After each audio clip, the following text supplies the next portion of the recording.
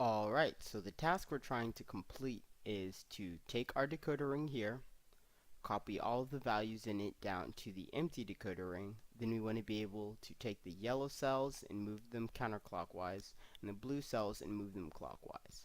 So if you were to do this manually, it would take a while because it would take multiple steps to complete. Using macros, we're going to make it so that just with a few clicks of a button, we can go ahead and get this done. A good rule of thumb when working with macros is to do everything on a copy, because once you run a macro, you can't undo what you just did. So we're going to come down to decoder ring and we're going to right click on it and we're going to create a copy. So we're going to click mover copy.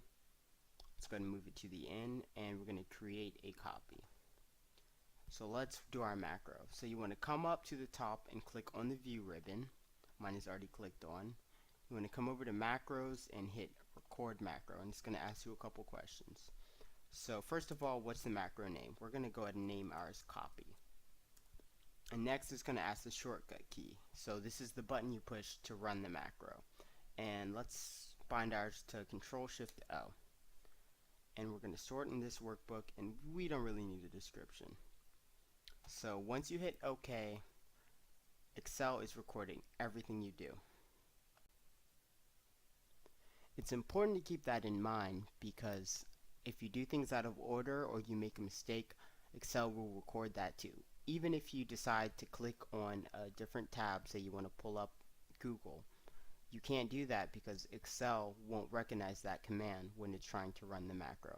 So let's go ahead and copy everything from our top box and move it down to our empty one.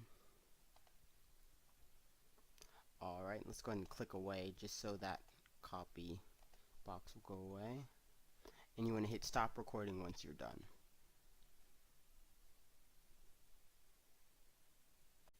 Alright, so let's move on to our second macro. So we're going to do the same thing, come over to macros, hit record macro, and this time we're going to name it rotate. We're going to bind it to Shift I, and we're going to hit OK. And I'm going to go ahead and run through these steps since it takes a little while.